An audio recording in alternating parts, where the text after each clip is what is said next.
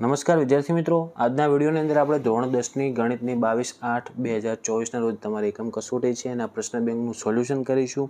તો પ્લીઝ વિડીયોને અંત સુધી જરૂરથી જોજો. જેમ જેમ હું તમને વિભાગ વાઇઝ પ્રશ્નો બતાવું એના સ્ક્રીનશોટ લેતા રહેજો. જો તમે ધોરણ 10ના વિદ્યાર્થીઓ અને આપણી ચેનલની અંદર જો પહેલી વાર આવ્યો તો ચેનલને એકવાર સબસ્ક્રાઈબ કરી દેજો અને બીજા મિત્રો સુધી પણ વિડીયોને શેર કરજો, જેથી એમને પણ બેનિફિટ થાય.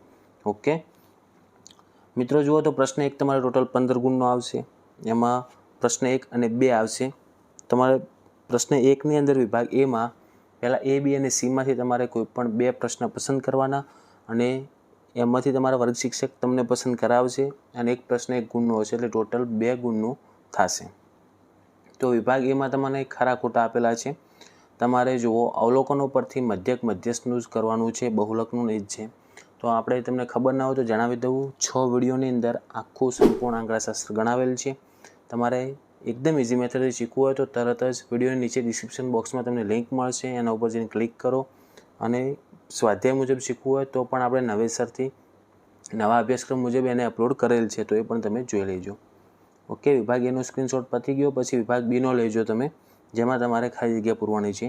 આ A, B અને Cમાંથી તમને કોઈ પણ 2 પ્રશ્ન તમને સિલેક્ટ કરાવશે. આ પ્રશ્ન બેંક છે, મતલબ આ ટોટલ પ્રશ્નો તો તમારે તૈયાર કરી નાખવાના, એની અંદરથી જ 2 પ્રશ્ન તમારે આવશે જ. ઓકે, હવે વિભાગ Cની અંદર જુઓ, જેમાં તમારે ખાલી જગ્યા પૂરવાની.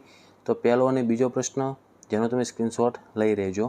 જુઓ, એકદમ ઇઝી જ છે. તમારે ખાલી બીજા પ્રશ્નમાં બહુલક શોધવાનો છે અને પહેલા પ્રશ્નમાં મધ્યક શોધવાનો છે.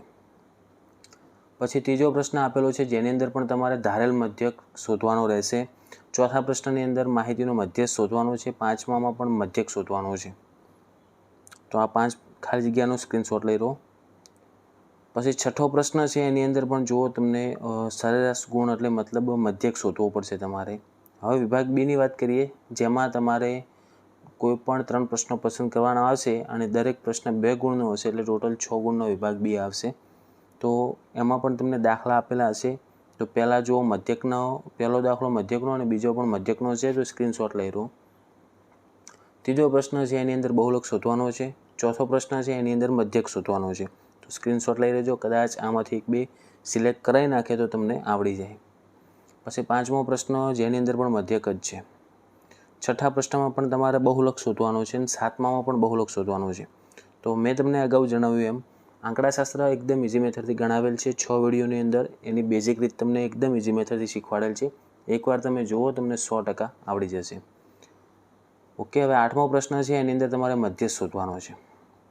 પછી વિભાગ Cમાં જઈશું, જેમાંથી તમને એક જ પ્રશ્ન પસંદ કરવામાં આવશે અને 3 ગુણનો પ્રશ્ન હશે. તો પહેલા દાખલામાં તમને મધ્યક આપેલો છે અને ખૂટતી આવૃત્તિ શોધવાનો છે.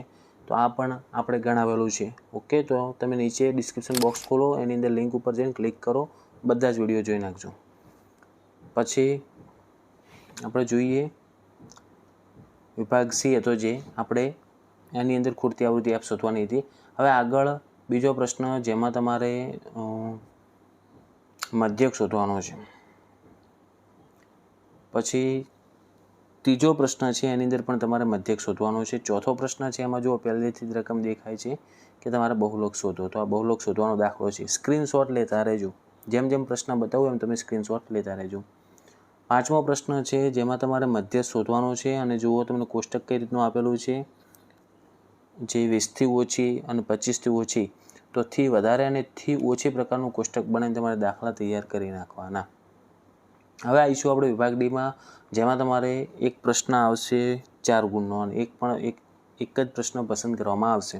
તો પહેલો પ્રશ્ન છે, એની અંદર તમારે ખૂટતી આવૃત્તિ શોધવાની છે. તો A અને B 2 ખૂટતી આવૃત્તિ તમારે શોધવાની છે અને તમને આપેલો છે એનો બહુલક. તો બહુલકની ખૂટતી આવૃત્તિ કઈ રીતના શોધવી એ તૈયાર કરી નાખજો. બીજો પ્રશ્ન છે, જેમાં તમને મધ્યસ્થ આપેલો છે અને ખૂટતી આવૃત્તિ શોધવાની છે. ત્રીજો પ્રશ્ન છે, જેમાં મધ્યસ્થ આપેલો છે અને ખૂટતી આવૃત્તિ શોધવાની છે.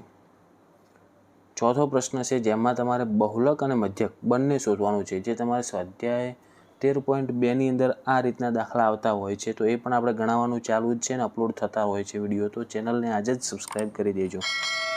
હવે પ્રશ્ન 2 તમારે આવશે 10 ગુણનો. પહેલો તમારો પ્રશ્ન તો 15 ગુણનો, એટલે 15 ને 10 25 ગુણ થઈ ગયા. એમાં તમારે વિભાગ A જુઓ, એમાં સેમ મેથડ A, B, Cમાંથી કોઈ પણ 3 પસંદ કરવાના છે અને દરેક 1-1 ગુણના હશે. એટલે તમારે આ A, B અને C બધા જ પ્રશ્ન તૈયાર કરી નાખવાના. આ પ્રશ્ન બેંક છે, આની અંદરથી જ તમને વર્ગ શિક્ષક સિલેક્ટ કરાવશે. પહેલો પ્રશ્ન છે કયા નીચેના વિધાનો ખરા છે કે ખોટા તે જણાવો, તો એનો સ્ક્રીનશોટ લઈ રહેજો. બીજો પ્રશ્ન છે જેમાં ખાલી જગ્યા પૂરવાની છે, તો આનો પણ સ્ક્રીનશોટ લઈ લો. સીમાં પહેલો પ્રશ્નનો સ્ક્રીનશોટ લઈ રહેજો અને બીજા પ્રશ્નનો પણ તમે સ્ક્રીનશોટ લઈ લેજો. ઓકે, પછી જુઓ ત્રીજો પ્રશ્ન અને ચોથો પ્રશ્ન, જેમાં તમારે આ યામ ભૂમિતિના પ્રશ્ન આપેલા છે, તો એનો પણ સ્ક્રીનશોટ લઈ લો.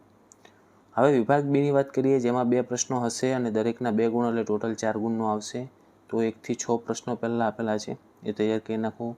જુઓ વચ્ચેનું અંતર શોધવાના છે, મતલબ અંતરસૂત્રના દાખલા આપેલા છે, યામ ભૂમિતિના એકદમ ઇઝી દાખલા છે, તૈયાર કરી નાખજો. આની અંદરથી કોઈ પણ એક હશે જ. પછી 7, 8, 9નો સ્ક્રીનશોટ લઈ લેજો. હવે વિભાગ સીમાં તમારે 1 પ્રશ્ન આવશે અને દરેકનો 3 ગુણ છે, તો આ 5 પ્રશ્નો છે.